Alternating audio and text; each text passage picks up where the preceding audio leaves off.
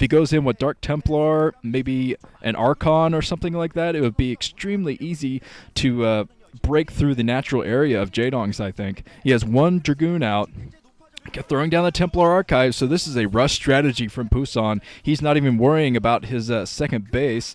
There's an equal opportunity probe trying to get back to the minerals. But, yeah, looks like, Pusan's going to try to find that Overlord and keep the scouting information away. He's looking for the Overlord right now, but Jaedong might actually get the full scout on this. If the Dragoon can't go up in time to destroy that Overlord, it takes quite a few shots to take down an Overlord, so...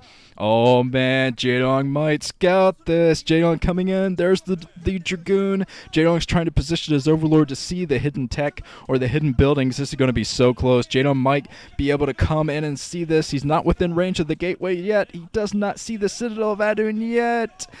Oh, I have no idea if he managed to see that or not. He might have seen that Citadel of Adun, but I don't think he did. He was looking up there at... the Nexus. I saw him looking at the Nexus, but I did not see the Citadel of Adun within his sight. So, man, Jaedong is very much in the dark, which is very rare when it comes to PvZ. Usually a Zerg player is the one that has the scouting information, all kinds of early and prolonged scouting information, but looks like Jaedong, he's getting out a couple of Hydras. He had a couple of Hydras out there, and here comes the Dark Templar. This is a Dark Templar rush, and Pusan is kind of banking on this, but I think Jaedong will be smart enough to have an Overlord at each base at this point, because he doesn't know what's coming his way. Pusan, he's going to try to sneak by the Hydras, I think. He's going to... Oh, Jaedong, knowing that the Dark Templar were on the way, he positions his... Hydras in there to snipe that Templar. So Pusan, he has a couple more Dark Templar out, but always going for the drop. This is smart from Pusan, although he's going completely tech all in, and Jaedong has anticipated this. He has an Overlord in position to see that shuttle, so he's going to probably be able to run back his Hydras in time. Jaedong is going out with his Hydras right now. Oh, I think he knows about the shuttle coming down. He's going to try to... Oh, Pusan! I was going to say, Pusan, go back, go into the base. And now Jaedong, I think most of his troops are away, so he might have a hard time fighting this off. He might be going for the counterattack. I think Jaedong is going for the counterattack while the DTs are dropped inside of Jaedong's base. Pusan trying to snipe as many drones as he can. It looks like Jaedong has somewhat cut his drone production.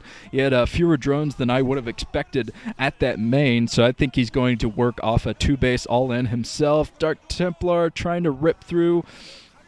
But there are a couple Dark Templar that could protect Pusan if he throws them to the front of his choke. That could definitely help Pusan protect, so he wouldn't have to lose any troops.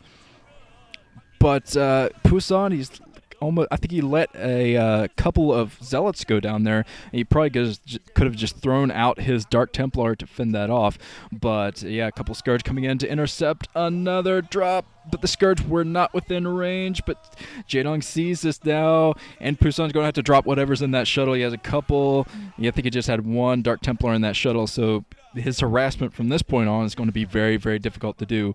You see, he snipes one drone that was going out to put down another base, so that's something good for him.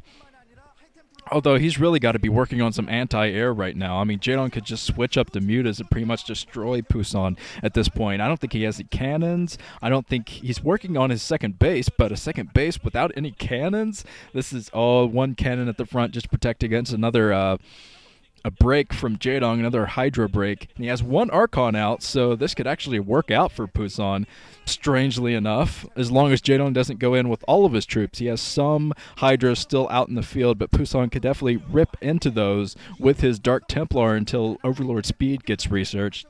Overlord Speed is researched. Jaedong is coming up. He sees the Dark Templar. He's going to be able to snipe both of these Dark Templars, sorry. So these Dark Templar are not going to do much for Pusan. He's not going to be able to get any more drops for a while, I think. I don't think he's going to commit himself to another shuttle. If he does, he's going to be very, very far behind trying to get everything up. He's getting two more gateways up.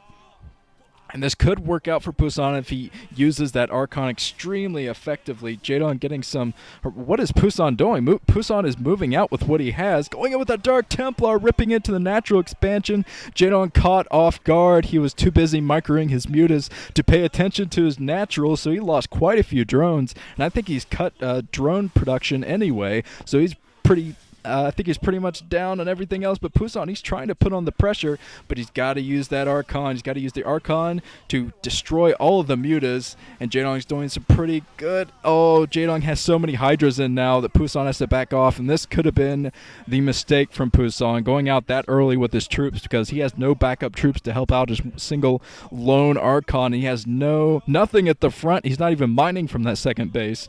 So I think Pusan, I think his timings was just a little bit off there. GG from Pusan. Very exciting game though.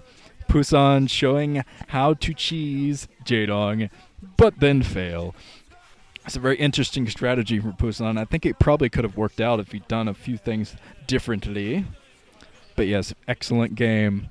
And now I'm going to move on to 3 awesome Terran versus Zerg matchups. Moving on.